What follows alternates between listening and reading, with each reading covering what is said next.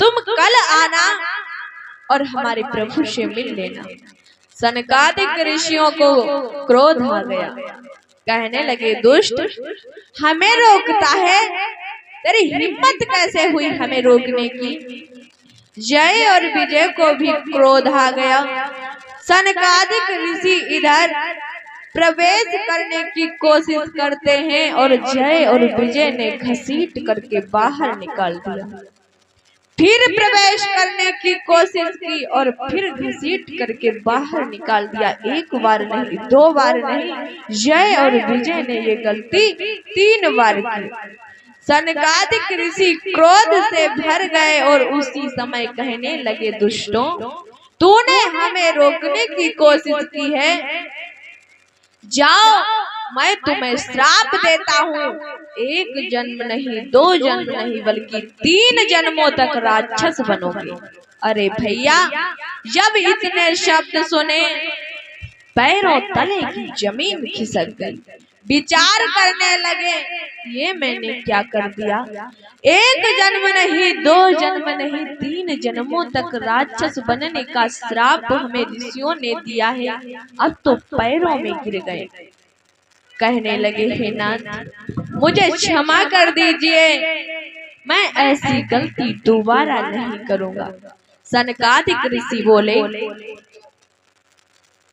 सनकादिक ऋषि कहने लगे मैं अपना श्राप वापस नहीं ले सकता, मगर इसमें बदलाव अवश्य कुछ कर सकता हूँ। वो कहा गया है कि और वचन चाहे परी जाए फीका, मगर संत वचन पत्थर की लीका। संतों के वचन कभी असत्य नहीं हो सकते। जो हमारे मुंह से शब्द निकल गए अब वो वापस नहीं हो सकते। अब तो पैरों में गिर गए, विनती करने लगे हे नाथ, हमसे गलती हो गई, हमने बहुत बड़ी गलती की, ऐसी गलती दोबारा नहीं करूंगा, हमें क्षमा कर दीजिए। सनकादिक ऋषि को दया आ गई और कहने लगे मैं श्राप वापस नहीं कर सकता, मगर इसमें कुछ बदलाव अवश्य कर सकता हूँ। और वो बदलाव क्या है सुनो। तुम पिशाच होगे मगर होगे तेज निधान।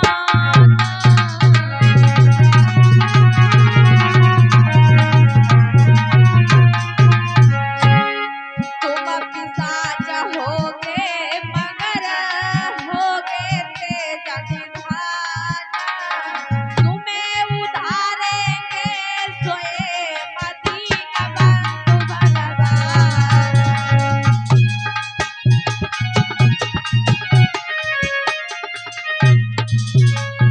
तुम्हें उधारेंगे सोए मदीना बंधु भगवान।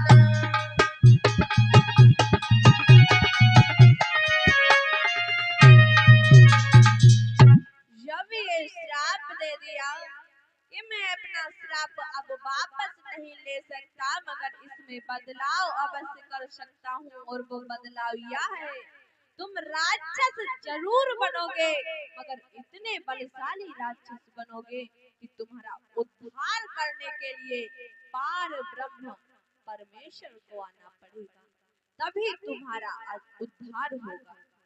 जब ये बात सुन सनकादिक ऋषि तो चले जाते हैं और जय और विजय भगवान के पास में गए। कहने लगे हे नाथ, तुम्हारी मैंने नौकरी क्या की, हमारा तो जीवन ही बर्बाद हो गया।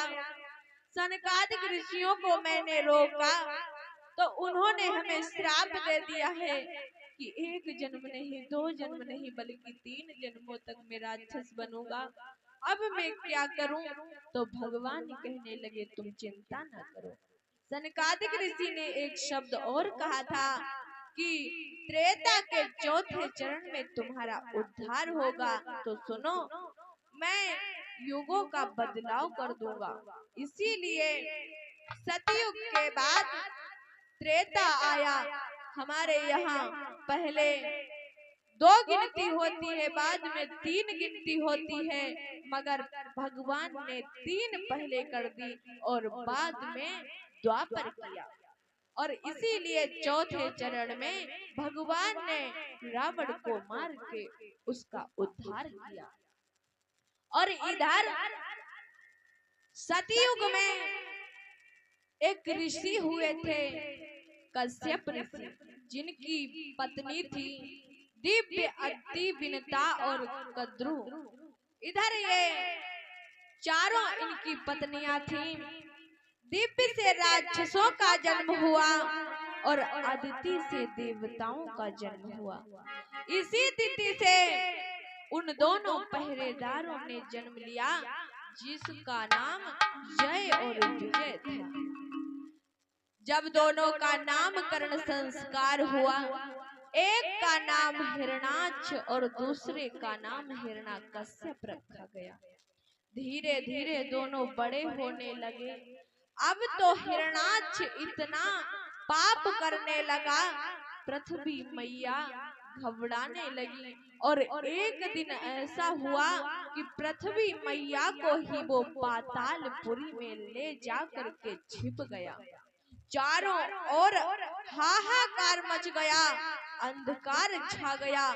आज सभी देवता त्राहिमाम कह करके पुकारने लगे, हे प्रभु हमारी सहायता करो, अगर पृथ्वी नहीं मिली तो क्या होगा।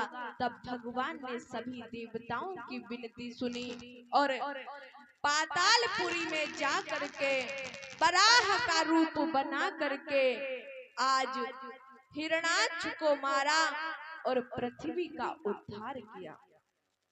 इधर जब यह बात हिरण्यकश्यप